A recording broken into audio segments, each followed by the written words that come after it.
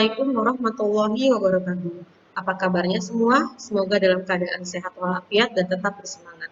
Berjumpa lagi dengan Miss Indah dalam pembelajaran Bahasa Indonesia untuk kelas 9.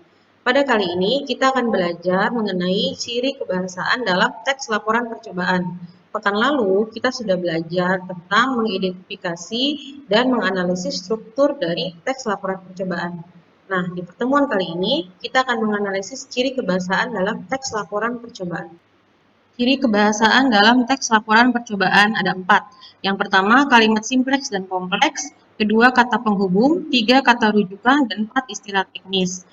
Nah, pada pertemuan kali ini kita hanya akan fokus kepada kalimat simpleks dan kompleks saja ya.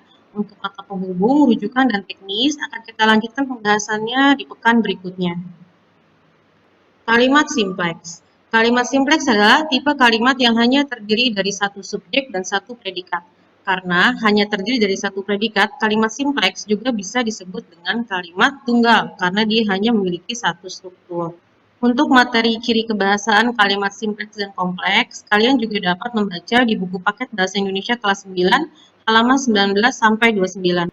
Nah, jadi kunci untuk memahami kalimat simpleks dan kompleks adalah kalian harus bisa menentukan struktur dari sebuah kalimat. Artinya, kalian harus bisa menentukan mana subjek, mana predikat, mana objek, dan mana keterangan. Nah, sebelum kita membahas kalimat simpleks lebih dalam, mari kita mengulang lagi cara menentukan subjek, predikat, objek, dan keterangan. Dalam sebuah struktur kalimat, biasanya terdiri dari 5 struktur. Yang pertama subjek, predikat, objek, pelengkap, dan keterangan.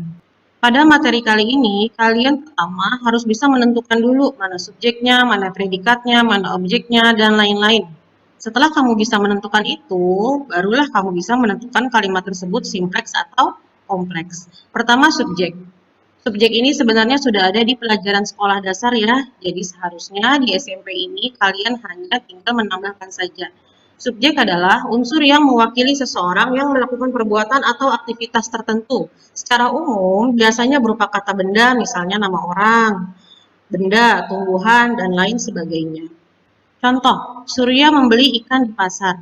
Nah, subjek kan tadi artinya adalah orang ya yang melakukan. Berarti subjek di sini adalah Surya, karena Surya adalah yang membeli ikan di pasar atau pelakunya. Kemudian yang kedua, Nisa menyiapkan buku untuk dibawa ke kampus. Subjek adalah seseorang yang melakukan. Berarti siapa subjeknya? Yaitu Nisa, karena Nisa melakukan menyiapkan buku. Udah ya menentukan subjek. Berikutnya adalah predikat. Predikat merupakan unsur yang dinyatakan sebagai perbuatan atau aktivitas yang dilakukan oleh subjek. Artinya, segala perbuatan yang dilakukan oleh subjek. Contohnya, biasanya dia berupa kata kerja, misalnya bercanda, mengaduk, mencampur, bermain, dan lain-lain. Contoh, Luna mengunci rumahnya dengan gembok besar. Subjeknya Luna, apa yang dilakukan Luna? Mengunci. Nah, berarti mengunci adalah predikat ya yang dilakukan oleh subjek. Adit tidur di lantai. Subjeknya, siapakah yang melakukan? Adit. Apa yang Adit lakukan? Tidur. Nah, berarti tidur adalah predikat. Karena predikat adalah segala sesuatu yang dilakukan oleh subjek. Berikutnya adalah objek. Objek merupakan unsur kalimat yang dikenai perbuatan atau tindakan oleh subjek. Sama halnya dengan subjek, objek juga berupa kata benda. Dalam kalimat pasif, objek bisa berubah menjadi subjek. Sebaliknya, jika kalimat tersebut adalah kalimat aktif, maka subjek bisa berubah menjadi objek. Jadi dengan kata lain, objek itu adalah sasaran ya yang dilakukan oleh subjek dan predikat. Contoh, Bambang menendang bola hingga masuk ke gawang. Subjeknya adalah Bambang. Apa yang dilakukan Bambang? Menendang. Berarti menendang adalah predikat. Apa yang ditendang oleh Bambang? Bola. Nah, bola inilah yang disebut dengan objek. Artinya sasaran dari subjek. Cici memakan apel. Subjeknya Cici, predikatnya memakan. Apa yang dimakan Cici? Apel. Nah, berarti apel adalah objek. Yaitu tadi objek adalah sasaran dari subjek. Berikutnya adalah pelengkap. Pelengkap adalah berfungsi ya. Pelengkap berfungsi untuk melengkapi unsur kalimat lainnya seperti subjek, predikat, dan objek. Pelengkap tidak dapat diubah menjadi subjek. Nah, jadi pelengkap ini berupa unsur tambahan dalam suatu kalimat. dia boleh dihadirkan, boleh tidak. Kalau tidak dihadirkan juga dia tidak akan mengganggu keutuhan kalimat. Contoh, Bu Rahmi berjualan ketupat tahu. Subjek, Bu Rahmi, predikat berjualan, pelengkapnya ketupat tahu. Artinya, pelengkap ini kehadirannya hanya sebagai pelengkap, hanya menjelaskan tambahan. Kalau dia dihilangkan, dia tidak akan mengganggu keutuhan kalimat. Contoh, Bu Rahmi berjualan. Nah, itu juga sudah cukup karena sudah ada subjek, sudah ada predikat ya. Dalam suatu kalimat, kalau sudah ada unsur subjek dan predikat, maka dia sudah bisa disebut sebagai suatu kalimat. Jadi kehadiran pelengkap di sini hanya untuk melengkapi unsur subjek atau predikat. Yang kedua, Tina mengajarkan Anto bahasa Arab. Subjeknya Tina, mengajarkan, predikatnya mengajarkan, objeknya Anto. Nah, bahasa Arab di sini hanya sebagai pelengkap karena intinya adalah Tina mengajarkan Anto. Apa yang diajarkan? Bahasa Arab. Jadi pelengkap di sini keberadaannya sebagai unsur tambahan. Berikutnya adalah keterangan. Keterangan adalah unsur dalam kalimat yang berfungsi untuk menerangkan keseluruhan bagian kalimat. Adanya keterangan pada suatu kalimat akan lebih menjelaskan bagaimana, kapan, dan di mana peristiwa dalam kalimat tersebut. Dan keterangan ini bisa terletak di mana saja, boleh di awal, di tengah, maupun di akhir. Contoh, Ibu berbelanja kebutuhan rumah di pasar. Nah, ciri-ciri keterangan adalah biasanya menggunakan kata di, ke, dari, pada. Ya, itu ciri-ciri yang biasanya lebih mudah untuk kita temukan. Apa tadi? Keterangan ciri-cirinya di, ke, dari, dan pada. Nah, di sini udah jelas nih ya, dia menggunakan di, berarti dia menerangkan tempat. Nah, artinya ini adalah keterangan tempat. Ini juga menggunakan kata dari. Masuk ke ciri-ciri keterangan yang tadi ya. Nah, dari berarti dia menjelaskan keterangan asal ya, atau keterangan tempat juga bisa. Ratna memotong pengikat kakinya menggunakan pisau. Nah, ini berarti keterangan alat ya. Kemudian pagi tadi yang kalimat kedua bisa nggak jadi keterangan? Bisa, dia menunjukkan keterangan waktu. Tadi yang ciri-ciri di, ke, dari, dan pada itu hanya salah satu ya. Sebenarnya keterangan yang lain juga ciri-cirinya masih banyak. Contohnya ini, pagi tadi dia menjelaskan waktu. Kalimat yang keempat, pemerintah menanggapi isu makar dengan santai. Nah, ini ada kata dengan, berarti dia juga merupakan keterangan. Artinya keterangan cara ya. Ya, di sini adalah beberapa contoh keterangan ya. Ini hanya beberapa yang sering kita jumpai di soal. Sebenarnya masih banyak lagi. Nah, mari kita fokuskan ke beberapa hal saja yang biasanya muncul di soal. Pertama, keterangan tempat. Nah, di sini dilihat ya, ada kata di, dan di. Ini adalah ciri-ciri keterangan nih. Kalau ada kata di, itu udah pasti keterangan ya. Kemudian waktu. Nah, waktu ini yang menjelaskan waktu. Misalnya pagi, ini malam, ini ketika ya. Menggunakan alat.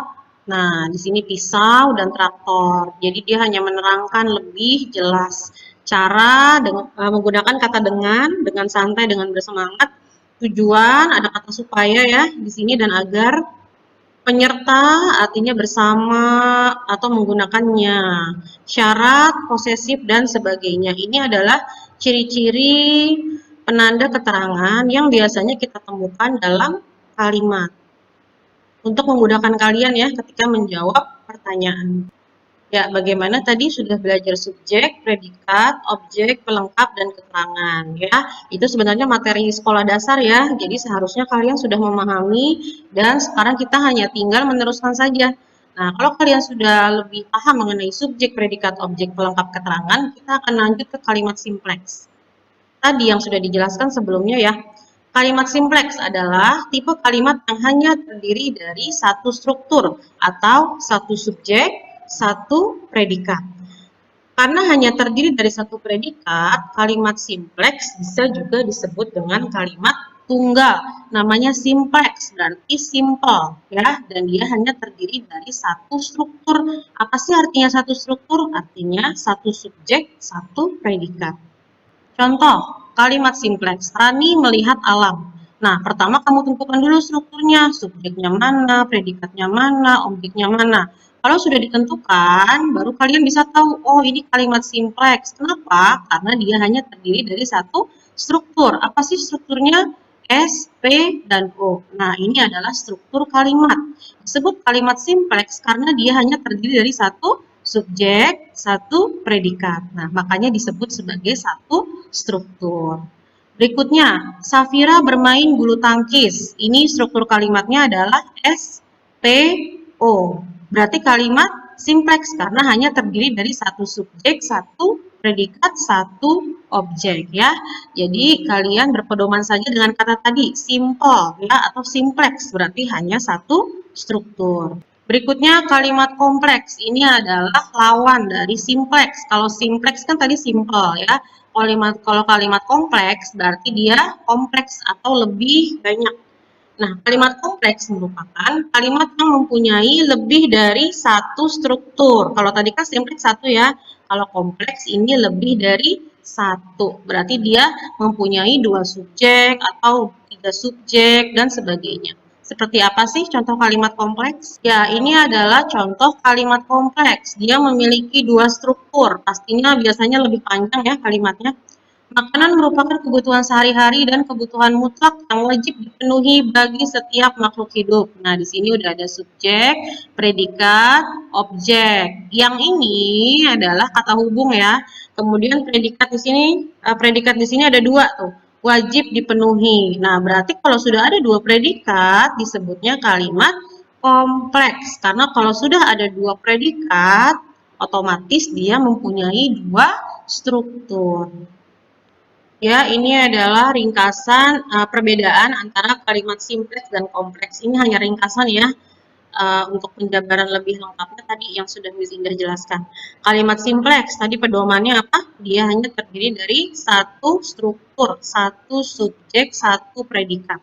Kalau kalimat kompleks dia memiliki lebih dari satu subjek atau predikat. Ini verbal maksudnya predikat ya. Jadi ya kalian ingatnya itu aja.